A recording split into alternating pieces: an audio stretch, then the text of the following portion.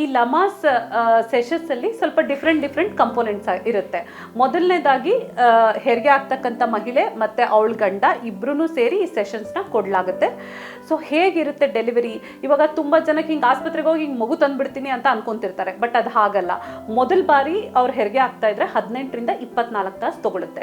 So ಎರಡನೇ ಬಾರಿ ಹೆರಿಗೆ ಆಗ್ತಾ ಇದ್ರೆ ಸುಮಾರು 8ರಿಂದ 10 ತಾಸು, ಕೆಲವೊಂದ್ಸಲ ಇನ್ನೂ ಸ್ವಲ್ಪ ಜಾಸ್ತಿ ಸಮಯ ಹಿಡಿಬೋದು. ಸೊ ಇದು ಅವರಿಗೆ ಮೊದಲು ಗೊತ್ತಿರಬೇಕು.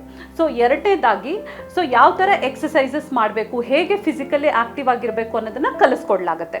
ಸೊ ಮೂರನೇದಾಗಿ ಏನಪ್ಪಾ ಅಂದರೆ ಕೀಗೆಲ್ಸ್ ಬಾಲ್ಸ್ ಬರುತ್ತೆ. ಬಾಲ್ ಇಟ್ಕೊಂಡು ಯಾವ ಥರ ಎಕ್ಸಸೈಸ್ ಮಾಡಬೇಕು, ಪೆಲ್ವಿಕ್ ಗರ್ಡಲ್ ಎಕ್ಸಸೈಸ್ ಇರ್ಬೋದು, ಅಥವಾ ಬ್ಯಾಕಲ್ಲಿ ಬಾಲ್ ಇಟ್ಕೊಂಡು ಯಾವ ಥರ ಎಕ್ಸಸೈಸ್ ಮಾಡಬೇಕು ಅದನ್ನೆಲ್ಲ ಕಲಿಸ್ಕೊಡ್ಲಾಗುತ್ತೆ.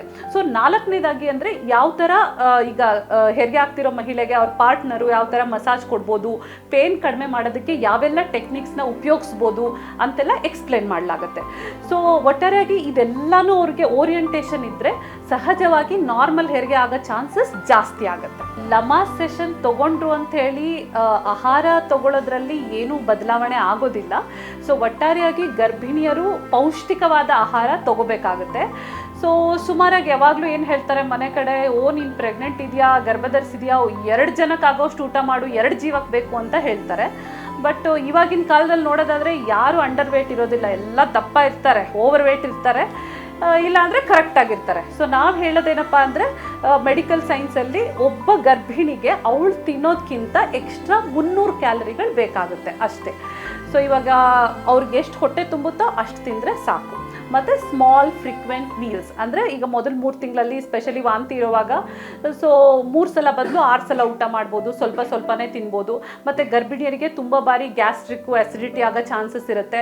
ಸೊ ಆ ಥರ ಇರೋರು ಸ್ವಲ್ಪ ಖಾರ ಪದಾರ್ಥಗಳು, ಮಸಾಲ ಪದಾರ್ಥಗಳು, ಎಣ್ಣೆ ಹಾಕಿದ್ದು ಸ್ವಲ್ಪ ಕಡಿಮೆ ತಿನ್ನಬೇಕಾಗುತ್ತೆ. ಉದಾಹರಣೆಗೆ ಹೇಳ್ಬೇಕಾದ್ರೆ ಇಡ್ಲಿ ದೋಸೆ 2 ಆಪ್ಷನ್ ಇದ್ದರೆ ಇಡ್ಲಿ ತಗೊಂಬಿಡಿ, ದೋಸೆ ಅವಾಯ್ಡ್ ಮಾಡಿಬಿಡಿ ಸಿಂಪಲ್ಲಾಗಿ.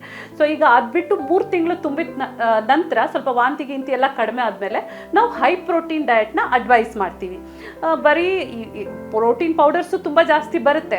ಬಟ್ ಆದರೆ ನಾನೇನು ಯೋಚನೆ ಮಾಡ್ತೀನಿ ಅಂದರೆ ಆದಷ್ಟು ಪೌಷ್ಟಿಕಾಂಶಗಳು, ಪ್ರೋಟೀನ್ಗಳು ನಾವು ತಿನ್ನೋ ಆಹಾರದಲ್ಲಿದ್ದರೆ ತುಂಬ ಒಳ್ಳೆಯದಲ್ವಾ. ಸೊ ಯಾವುದ್ಯಾವುದರಲ್ಲಿ ಪ್ರೋಟೀನ್ಗಳಿರುತ್ತೆ, ಮೊಳಕೆ ಕಟ್ಟಿದ ಕಾಳುಗಳು, ಎಷ್ಟೊಂದು ವೆರೈಟಿ ಇದೆ ಅಲ್ವಾ ಮೊಳಕೆ ಕಟ್ಟಿದ ಕಾಳುಗಳು, ಪನ್ನೀರು, ತೋಫು, ಸೋಯಾ. ಯಾರ್ಯಾರು ನಾನ್ ವೆಜ್ ತಿಂತಾರೆ ಅವರು ಮೊಟ್ಟೆ, ಮಾಂಸ, ಮೀನು ಕೂಡ ತೊಗೋಬೋದು. ಇದೆಲ್ಲ ರಿಚ್ ಸೋರ್ಸಸ್ ಆಫ್ ಪ್ರೋಟೀನ್.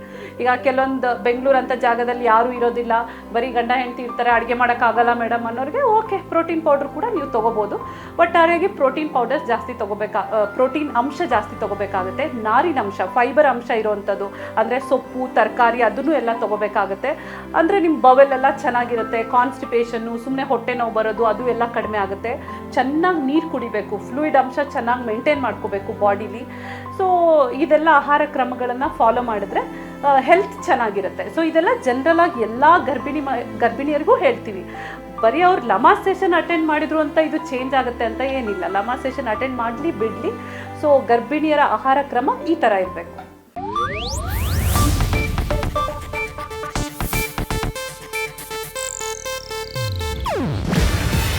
ಇದು ಏಷ್ಯಾನೆಟ್ ನ್ಯೂಸ್ ನೆಟ್ವರ್ಕ್ ಪ್ರಸ್ತುತಿ. ನೀವು ನೋಡ್ತಿದ್ದೀರಾ ಏಷ್ಯಾನೆಟ್ ಸುವರ್ಣ ನ್ಯೂಸ್.